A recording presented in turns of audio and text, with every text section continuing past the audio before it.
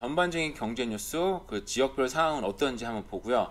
그리고 지난해 12월 달에 여기 메트로 밴쿠버, 그리고 프레이저 밸리, 그리고 토론토 지역의 부동산 시장 어땠는지 한번 살펴보도록 하겠습니다. 네, 안녕하세요. 케부자입니다. 시청하시기 전에 구독하기, 좋아요 부탁드립니다. 일단 RBC 리포트를 보도록 할게요. 기준금리가 이제 거의 끝나갈 때, 상승이 끝나갈 때가 되니까 이제 리세션이 점점 다가오고 있다라는 헤드라인으로 뽑았어요. 그래프를 중점적으로 한번 보도록 하겠습니다. 자, GDP 상승률이 지금 상승 모멘텀을, 그러니까 상승 어떤 동력을 잃었다. 뭐 미국이나 캐나다나 지금 우리가 지금 요 위치에 있는 거죠. 요 위치에 있고요. 그리고 이제 그 이 뒤 그래프는 forecast 예측을 써놨는데 지금 상승하는 아주 끝자락에 와 있는데 그 뒤로는 약간 소폭 하락하거나 그리고 2024년쯤이 돼서야 다시 상승해서 전고점을 돌파하는 예상을 지금 하고 있어요. 그러니까 이제 앞으로 1년 동안은 경기 침체인 거죠. 이게 경제 위기가 아니고 경기 침체가 한 1년 동안은 지속될 것 같다라는 게 이제 예측이고요. 그리고 미국이나 캐나다나 사실 비슷합니다. 물가 상승률은 물가가 잡힌 건 아닌데 상승률 자체는 지금 많이 꺾였다. 캐나다나 CPI 지수 보면은 지금 전체적으로 볼게요. 전체적으로 보면 다 지금 피크를 작년 한 여름쯤에 쳤다가 그 뒤로 조금씩 떨어져서 그래도 여전히 뭐 4%, 3.6, 3.7 막 이렇기는 한데 그래도 많이 지금 상승률 자체는 잡히고 있어서 물가는 어느 정도 잡히고 있다. 왜냐하면 그 사이에 이자율을 엄청나게 올렸으니까 그 뒤에 나타나는 이제 경기 침체를 우리가 눈앞에 두고 있는 상황인 거죠. 보시면 캐나다 Household Debt Service Ratio to the rise further. 그래서 이 데프트 캐나다 가계 빚은 23년도부터 사실상 본격적으로 지금 상승할 거로 예측을 하고 있습니다. 왜냐하면 그동안 저축한 거를 지금 미국도 그렇고 보면은 저축을 많이 했다 그래요. 저는 아니었지만 그런 사람들이 있나 봐요. 또 많이들 그런 저축한 돈이 있어서 지금까지 어느 정도는 버텼는데 그 돈을 쏘고 지금 이자율은 오르다 보니까 앞으로는 이제 이 가계당 어떤 데프트 가계 부채가 점점 증가를 한다. 가계 부채가 증가하면 당연히 위기 상황도 올 수도 있는 건데, 그죠? 그런 예측을 했습니다. 글로벌 매뉴팩처링, 그러니까 그 쉽게 말하면 공장 가동률 같은 걸 하는 건데 지금 디테어레이팅은 지금 쇠퇴했다, 쇠락했다 이렇게 표현할 수 있어요. 근데 보시면요, 캐나다는 나름대로 굉장히 선방중입니다. 캐나다 그레이 칼라거든요. 잘 보이시는지 모르겠지만 그레이 칼라는 이게 평균 50으로 이하로 떨어졌다가 올라갔다 내려갔다 하면 다시 상승 중에 있어요. 캐나다가 나름대로 괜히 선방을 했고 노란색이 저머니인데 가장 많이 떨어졌다가 올라가기도 했고요. 그리고 미국은 파란색인데 지금 여전히 지금 막 떨어지고 있는 중이네요. 그죠?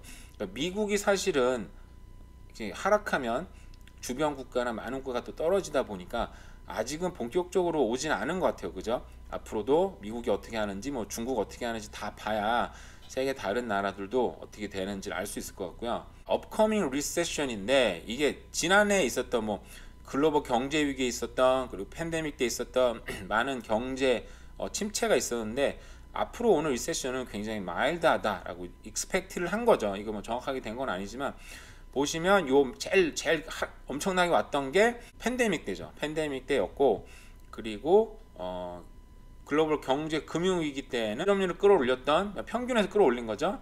그것도 클 차이 없네요. 그죠? 생각보다 이게 크질 않네요. 그죠? 그리고 앞으로 오는 거는 실업률 평균보다 1.7% 끌어올리는 아주 좀 마일드한 경기 침체가 올 거다라고 예측을 하고 있습니다. 지역별 상황인데요. 자, 브리티시 콜롬비아 BC주 같은 경우는 앞으로 오는 경기 침체에 strong momentum to fade, 그러니까 아주 강한 상승률, 강한 어떤 그 경제력은 좀 떨어질 거다. 그러니까 뭐 크게 오지 않고 마일드한 경기 침체가 아마 BC주에는 올 것 같다고 예측을 하고 있는 거고요. 알버타주는 되게 특이합니다. No recession here. 여기 경제 위기는 없어 라고 선언을 했어요. 알버타주 같은 경우는 지금 기름값이 석유, 가스앤 오일 가격이 요즘 살짝 주춤하긴 했는데 사실상 여러 기관에서 올해 중반 이후로는 다시 오른다. 그 가격도 떨어지지 않고 버틸 거라고 많이 예측을 하고 있어요. 그러다 보니까 그런 가스앤 오일 상승에 더불어서 노 리세션이다 라고 선언을 했습니다. 강한 1.9%의 상승률이 예측이 된다고 해요. 이제 1.9%면 막 강한 것도 아닌데 다른 주가 굉장히 좀 안 좋게 뭐 다 안 좋게 되니까 안정적으로 그러니까 이제 경기 침체가 오지는 않고 그래도 안정적으로 간다라고 예측을 하는 것 같고요. 자, 사스카추안주 같은 경우는 자, natural resource가 자, lead growth on track. 굉장히 그런 성장률을 지금 이끌어 갈 거다라고 예측을 했어요. 알버타주랑 뭐 또 비슷한 부분이 있는 거죠. 여기도 다른 주들은 좀 경제 침체를 겪을 때 알버타주도 그렇고 사스카추안주도 그렇고 그래도 나름대로 선방을 할 것 같다 예측을 했고요. 자, 마니토바주는 slow but steady. 여기는 다른 주랑 다르게는 조금 좀 슬로우했지만 그래도 스테디하게 될 것 같다 얘기를 했고요. 자, 온타리오주는 저도 온타리오주는 잘 모르긴 하는데 자, bumpier road ahead.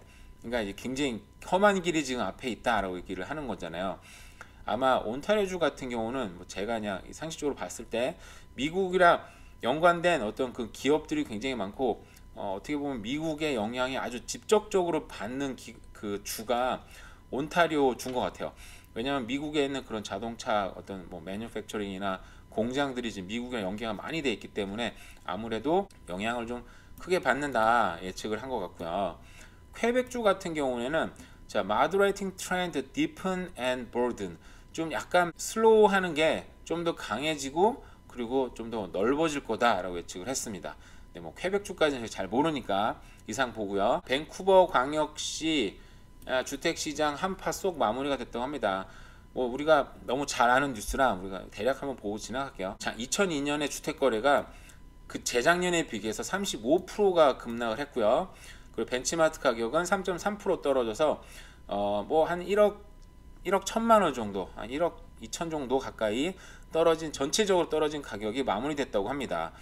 근데 오른 게 얼마인데, 그죠? 오른 게 얼마인데 3.3% 떨어진 건 굉장히 메트로 밴쿠버는 여전히 지금 굉장히 선방을 했다. 그죠? 메트로 밴쿠버가 이제 우리가 그 프레이저 리버 이북 지역으로 생각을 하시면 됩니다. 강북이라고 표현할 수도 있어요.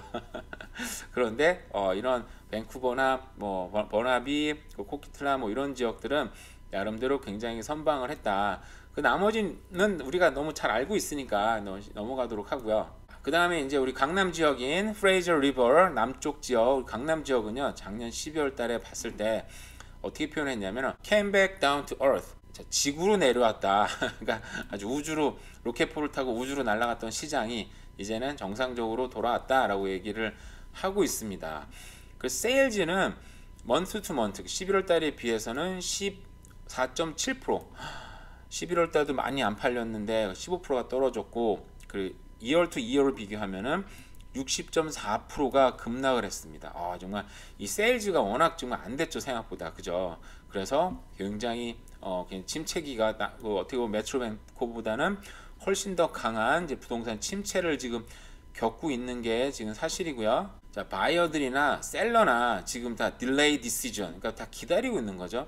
여기 보면 watch and wait mode, 그러니까 기다리면서 지금 차분히 지켜보고 있는 거예요. 왜냐하면 기대감이 더 떨어질 것 같고, 집을 갖고 있는 사람들 같은 경우에는 조금 더 오르지 않을까 뭐 이런 생각이 또 있는 부분이 있는 거예요. 그죠?